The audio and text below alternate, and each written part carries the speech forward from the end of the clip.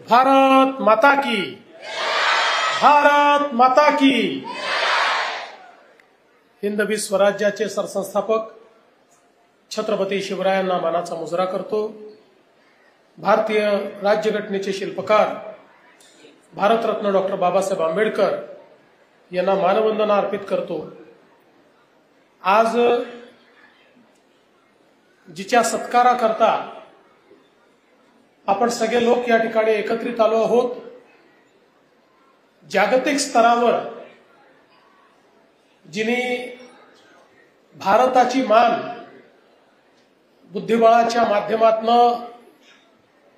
उंच केली, अशी आपल्या भारताची, आपल्या महाराष्ट्राची आणि आपल्या नागपूरची लाडकी ग्रँडमास्टर कुमारी दिव्या देशमुख आजच्या या सत्कार समारोहामध्ये मंचावर उपस्थित असलेले माझे मंत्रिमंडळातील सहकारी माणिकरावजी कोकाटे, आशिषजी जयस्वाल, चेस असोसिएशनचे आपले परिणयजी फुके, मंचावर उपस्थित कृष्णाजी खोपडे, प्रवीणजी दटके, संदीपजी जोशी, अभिजितजी वंजारी, अनिलजी डिगीकर, श्रीमती शीतल तेली उगले, श्री अभिजित कुंटे, त्याचप्रमाणे श्री रवींद्र सिंघल, श्री विपिन इटनकर, डॉक्टर अभिजित चौधरी, श्री विनायक महामुनी, गिरीशजी व्यास, विकासजी कुंभारे, मंचावरील सर्व मान्यवर आणि या ठिकाणी उपस्थित सर्व आमचे विद्यार्थी, विशेष उपस्थित दिव्याचे आई आणि वडील। खरं म्हणजे त्यांना वर बोलवू असं आम्ही म्हटलं, पण दिव्याने सांगितलं की त्यांना हा सोहळा खाली बसूनच बघायचा आहे। त्यामुळे या ठिकाणी सगळ्या प्रेक्षकांमध्ये उपस्थित असलेले डॉक्टर देशमुख आणि मिसेस देशमुख आणि उपस्थित सर्व भगिनी आणि बंधूंनो, आज खरोखर आपल्या सगळ्यांकरता हा अत्यंत आनंदाचा सोहळा आहे की जागतिक बुद्धिबळ स्पर्धेमध्ये या ठिकाणी दिव्या देशमुख हिनं भारताची मान उंचावली आहे, भारताचा सन्मान वाढवलेला आहे। आणि खरं म्हणजे दिव्या, तुझ्या विजयाचा 3 प्रकारे मला आनंद झाला। पहिला आनंद हा झाला की भारताची कन्या, आणि आपल्याला माहिती आहे की महिला बुद्धिबळपटूंमध्ये चीनचं वर्चस्व होतं, पण ते चीनचं वर्चस्व मोडत दोन्ही भारतीय कन्या या फायनलमध्ये त्या ठिकाणी पोहोचल्या, दिव्या देशमुख आणि कोनेरू हम्पी। आणि त्या दोघींच्या या खेळामध्ये दिव्याने हा विजय मिळवला, म्हणून एक भारतीय म्हणून मला तुझा खूप मोठा अभिमान आहे।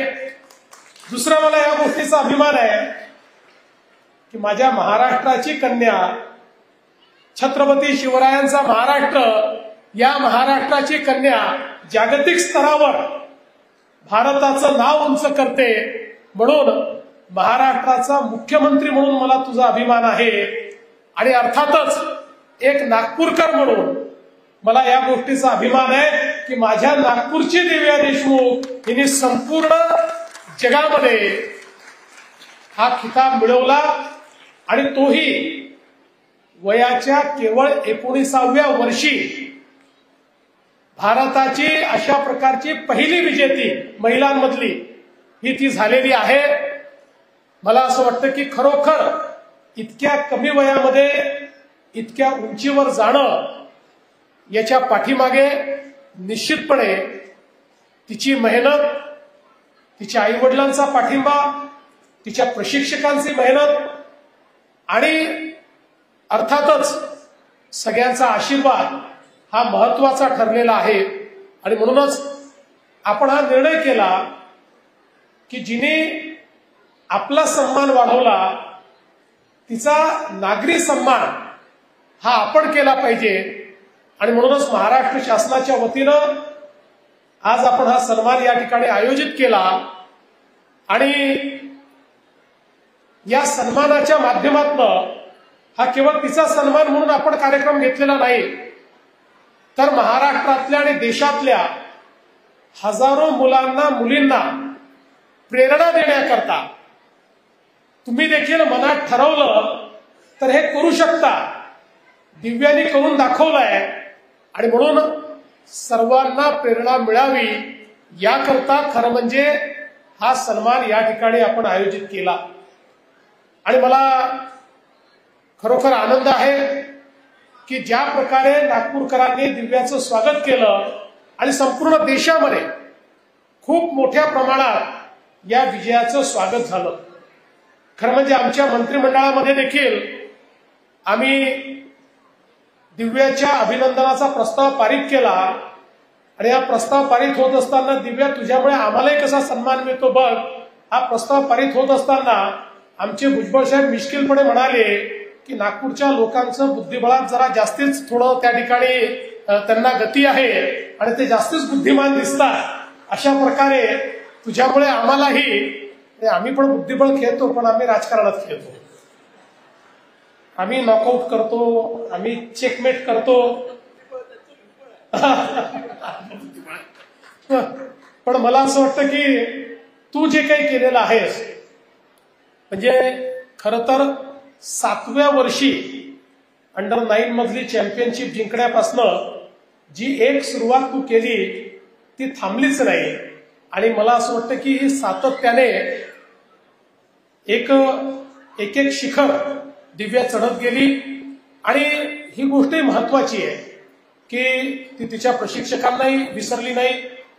राहुल जोशी सरांचं तिने नाव घेतलं, त्यांना तिने समर्पित केलं, ते आपल्यामध्ये नाही आहे. पण शेवटी एखादा खेळाडू ज्यावेळेस तयार होतो त्यावेळेस त्या खेळाडूच्या तयार होण्यामध्ये प्रशिक्षकांचाही वाटा मोठा असतो.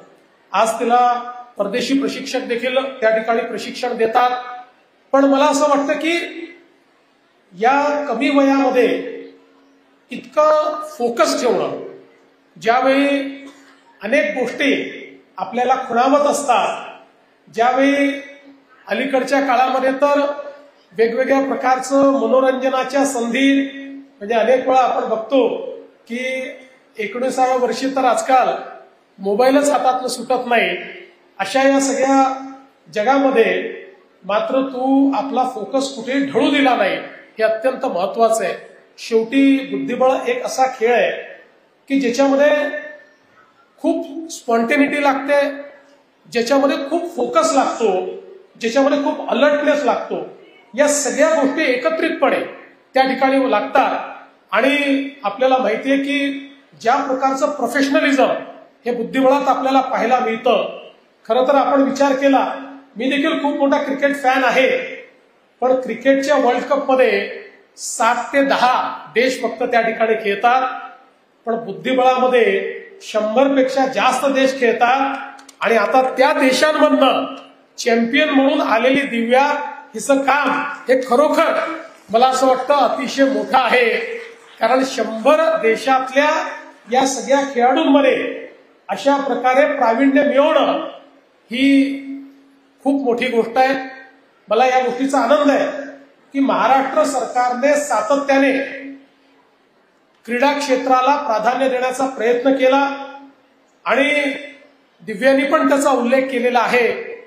आणि आता तर देशामध्ये आपले जे नॅशनल गेम्स आहेत, आपले जे खेलो इंडिया गेम्स आहेत, या प्रत्येक खेळ प्रकारामध्ये पहिल्या क्रमांकावर भारतामध्ये महाराष्ट्र असतो. सर्वात जास्त मेडल्स हे आता महाराष्ट्राला मिळतात. आणि आम्ही हा प्रयत्न करतो की आपल्या खेळाडूंना चांगले प्रशिक्षक कसे देता येतील. आज खरं म्हणजे खेळाडूंची एक खूप खेळण्याची इच्छा आहे, ऍस्पिरेशन्स मोठे आहेत, पण त्या ऍस्पिरेशन्स करता त्यांना तशा प्रकारचं प्रशिक्षण, न्यूट्रिशन अनेक खेळांमध्ये आज आपण पाहतोय की त्या ठिकाणी फिजिओथेरपी, न्यूट्रिशन, परदेशी प्रशिक्षक अशा अनेक गोष्टी दिल्याशिवाय वर्ल्ड लेवलवर आपले खेळाडू कॉम्पीट करू शकणार नाही. आणि म्हणून आम्ही निर्णय मागच्या वर्षी घेतला की आपल्या खेळाडूंना ऑलिम्पिक पर्यंत पोहोचवायचं असेल, वेगवेगळ्या खेळात जर त्यांना प्रावीण्य द्यायचं असेल तर त्यांच्याकरता आपल्याला आता न्यूट्रिशनिस्ट असतील, त्याच्याकरता फिजिओथेरपिस्ट असतील, किंवा आवश्यक असेल तर परदेशी प्रशिक्षक असतील, हेही अवेलेबल करून दिले पाहिजेत. पूर्वी आम्ही ज्या खेळाडू आपले बाहेर जायचे त्या खेळाडूंसोबत त्यांच्या मॅनेजरला देखील जाण्याची परवानगी नव्हती किंवा त्यांच्यासोबत कोणी प्रशिक्षक जाण्याची परवानगी देखील नव्हती किंवा त्याचा खर्च देखील आपण द्यायचो नाही. तेही सगळे नियम आपण बदलले, कारण आता खेळ हा प्रोफेशनल झालेला आहे. या खेळामध्ये खेळाडू तर महत्वाचा आहेच, पण त्या खेळाडूची ही सगळी जी व्यवस्था आहे, कारण इतरांजवळ ही सगळी व्यवस्था असते आणि आपल्या खेळाडूजवळ जर ही व्यवस्था नसेल तर आपला खेळाडू त्या ठिकाणी कशा प्रकारे कम्पीट करेल. आणि म्हणून या सगळ्या व्यवस्था आपण आता हळूहळू सुरू केलेल्या आहेत. आणि त्याचसोबत मोठ्या प्रमाणात आपल्या खेळाडूंना कॅश प्राइजेस द्यायचे, हाही आपण नियम केला. कारण हे कॅश प्राइजेस ते काही त्याची गुंतवणूक करत नाही, तर या सगळ्या क्रीडा प्रकारांमध्ये वेगवेगळ्या ठिकाणी मोठ्या प्रमाणात खर्च होतो, पैसे लागतात. अनेक वेळा घरचे लोक हे त्या ठिकाणी पैसा लावल्यानंतरही त्यांचेही लिमिटेशन्स असतात आणि मग अशा परिस्थितीमध्ये एखादा होतकरू खेळाडू केवळ पैसे नाहीत म्हणून त्या ठिकाणी खेळू शकत नाही. आणि म्हणून त्यांना काय जी मदत करता येईल ती मदत आपण करतो. आज देखील आपण मागच्या काळामध्ये दिव्याला 1 कोटी रुपयाचा पुरस्कार मिळाला. आज 3 कोटी रुपयाचा चेक आपण दिलेला आहे. अनेकांच्या मनामध्ये आलं असेल की हा तर तुम्ही नकली चेक दिला, हा तर काही बँकेत जाऊन देता येत नाही, तुम्ही खरा चेक देणार आहेत की नाही. म्हणून आधीच सांगून देतो, विशेषतः प्रेस करता सांगतो की आज हा चेक द्यायचा होता आणि तुम्ही प्रश्न विचारणार म्हणून आम्ही कालच तिच्या खात्यामध्ये आरटीजीएसने 3 कोटी रुपये जमा करून दिलेले आहेत. त्यामुळे उधारीचं काम नाहीये. पण मला असं वाटतं की 3 कोटी रुपये महत्वाची गोष्ट नाहीये, तर ती अजून पुढे गेली पाहिजे. याकरता जे जे करण्याची आवश्यकता आहे ते करण्याकरता महाराष्ट्र सरकार हे तिच्या पाठीशी आणि तिच्यासारख्या खेळाडूंच्या पाठीशी सातत्याने उभा राहील, हा विश्वास या निमित्ताने मी देतो. आणि विशेषतः चेस असोसिएशनने एक या ठिकाणी भूमिका मांडलेली आहे की आता जी एक जागतिक स्पर्धा आहे ती महाराष्ट्रामध्ये घेतली पाहिजे. तर स्पर्धा घेणं नाही घेणं हे तर तुमच्या हाती आहे, तुम्ही त्याच्यामध्ये प्रयत्न करणार आहात. पण तुम्ही जर स्पर्धा खेचून आणली तर त्या स्पर्धेकरता जे जे लागेल ते क्रीडा मंत्री आणि आम्ही सगळे मिळून निश्चितपणे करू, हा विश्वास मी तुम्हाला देतो.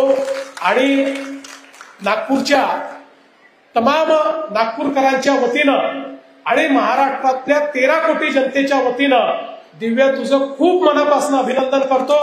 ईश्वराला मी प्रार्थना करतो की ईश्वराने अशाच प्रकारे तुला यश देत राहावं आणि आपल्या देशाचं नाव, आपल्या महाराष्ट्राचं नाव आणि आपल्या नागपूरचं नाव असंच तुझ्या हाताने सातत्याने मोठं होत राहावं, अशा प्रकारची ईश्वराला प्रार्थना करतो. आलेल्या सगळ्या विद्यार्थ्यांना दिव्याकडनं प्रेरणा घेऊन काही ना काही आपल्या जीवनामध्ये उत्तम करता येईल अशा प्रकारचा प्रयत्न आपण सर्वांनी करावा अशी विनंती करतो.